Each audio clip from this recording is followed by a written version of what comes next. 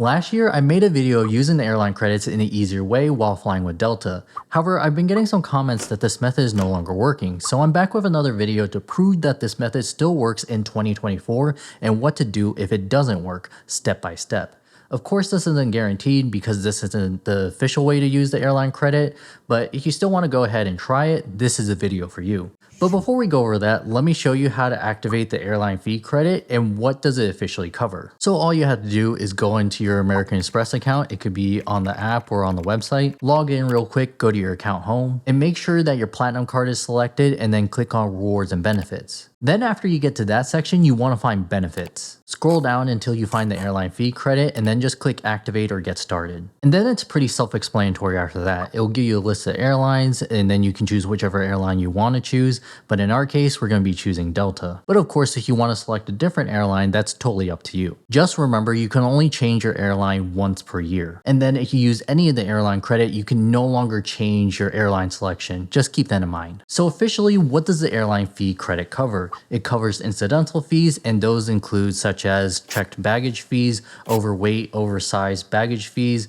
change fees, phone reservation fees, pet flight fees, airport lounge day passes and annual memberships, seat assignment fees, in-flight amenity fees, beverages, foods, pillows, blankets, etc., and in-flight entertainment fees, excluding wireless internet. So if you're a pretty frugal traveler and you're okay with the Centurion Lounge and the Delta Sky Club access that you get with the Platinum card, then a lot of these fees that they cover is kind of useless to you. So how did I easily use the airline fee credit? There are 5 ways. The first one being booking a ticket. So on January 12th, I went onto the Delta website because to use the airline fee credit, you do have to use it directly with the airlines. So no third-party bookings like Expedia or even through the Amex travel portal. It has to be direct. I booked 2 one-way tickets from Knoxville to Cleveland. And of course, I booked main class tickets because they're the cheapest and they have the most flexibility, but also they open up 2 new different ways to use the airline fee credit. And luckily for the tickets from Knoxville to Cleveland only costed $98 per person.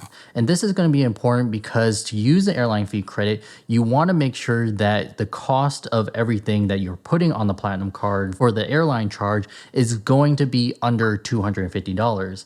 That's the highest data point I've seen that actually triggers the airline fee credit, but personally for me, I do want to be safe and I want to keep it under $200. However, if your flight isn't under $200 or under $250, there are still other ways to trigger the airline fee credit. And from my knowledge, there are 3 ways to do this. So when you get to the checkout screen, you can scroll all the way to the bottom and it'll have a gift card section. So what you want to do is get a Delta gift card.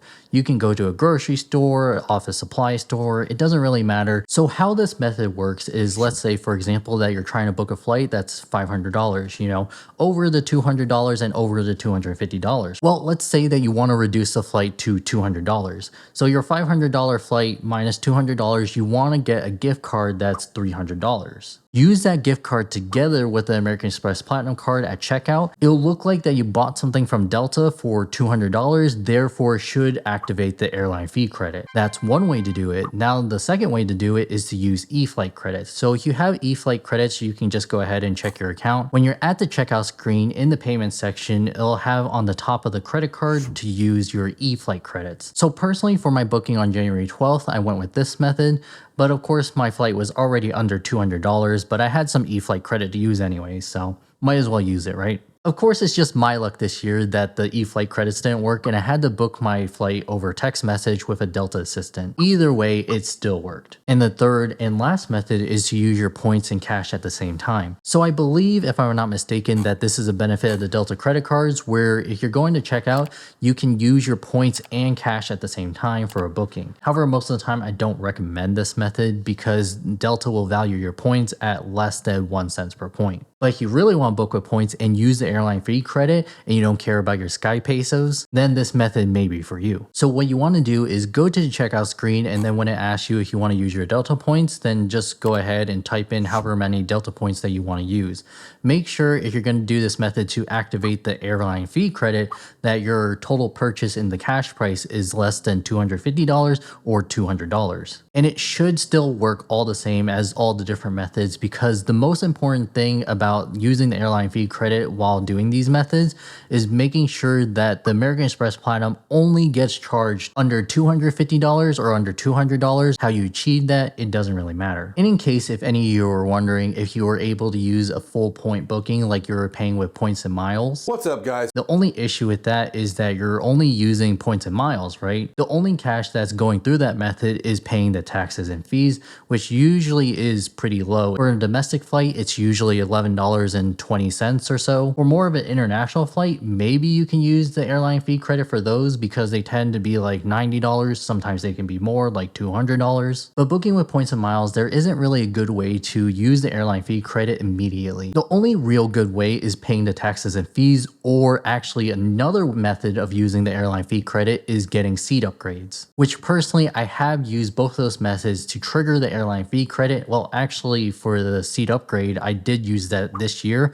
on February 1st. For one of my flights to Cleveland, I did upgrade the seats from main cabin to Comfort Plus, and it costed me $9.68 for me. And then of course I bought my wife a seat upgrade, so not another $9.68. And both times they did trigger the airline fee credit. Just remember, if you're going to use seat upgrades as the method of your choice to activate the airline fee credit, you have to buy a main cabin seat or above. It doesn't work on economy seats because economy seats, you don't get to choose your seat and you don't get to upgrade your seat. Which usually I don't mind booking main cabin seats. Like I said, they have a lot of flexibility. Like for example, another method to use the airline fee credit is to get e-flight credits back. How this works is that you book a flight that's under $200 or under $250 and you have to book it at a main cabin seat. Now the benefit of a main cabin seat is that if you need to cancel on accident or on purpose, it doesn't really matter. You may not get like a cash refund or a credit back to your credit card, but you can get e-flight credits back. So what have a lot of people done with this method is that they'll book a main cabin seat that's under $200 or under $250,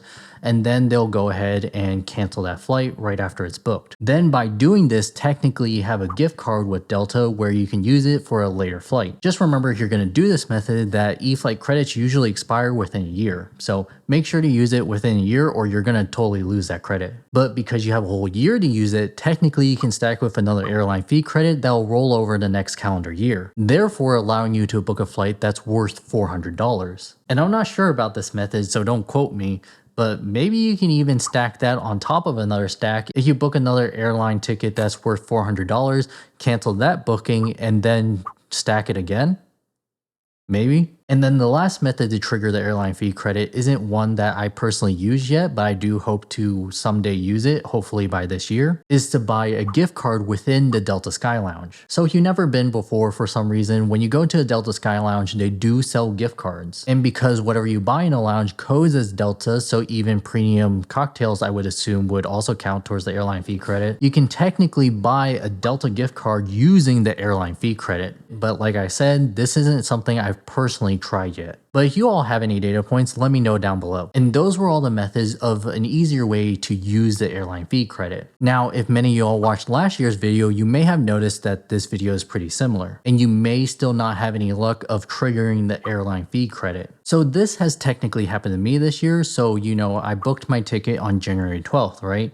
And then I made a seat upgrade on February 1st. For some reason, it's not really important. When I booked my 2 tickets for the one-way trip, it was split into 2 charges. One for, I believe, $57 and the other was $98. I was only given a credit for the $57 charge. I was still missing about a $98 charge and the 2 seat upgrades for about $10 or $9.68. So what you can do if the airline fee credits don't automatically trigger is talk to a customer service rep at American Express. You can go ahead and call them or you can go ahead and just chat with them. Personally, for me, I like to multitask, so I chat with them. So the conversation began, "Hello, I'm wanting to check on my status of my airline credits for the transactions on January 12th and February 1st. I've received one of the credits, however, the others seem to be delayed." And all the American Express agent asked me was, "May I confirm what was the purchase on the transaction?" So I said something in the approved list. You can go ahead and pick and choose. As long as it's in the approved list, it should work fine. Of course, you have to make sure if Delta has those kind of charges, like for example, the phone reservation fee. I don't think Delta charges a fee for that, so you may not want to go with that method. Usually the easiest method, and is the method that I went with, is saying that those charges were for check-in bags. Then the American Express representative pulled up my transactions for February 1st for $9.68 and the other $9.68 on February 1st, and then the January 12th purchase for $97.60. You just have to go ahead and confirm that these are the correct transactions, and then just give them a minute, and then they'll manually give you the airline fee credit. So as you can see in my personal example, they credited me $116.96, which is the combined total of all those charges. And you should get them within 5 business days, according to the American Express representative. Personally for me, I contacted them on February 15th and I got the credits back on February 16th, so just one day. I've done this a couple of times. Usually the American Express representative just gives you a manual credit, usually no issue. However, I had some American Express representatives that say that it can take 6 to 8 weeks.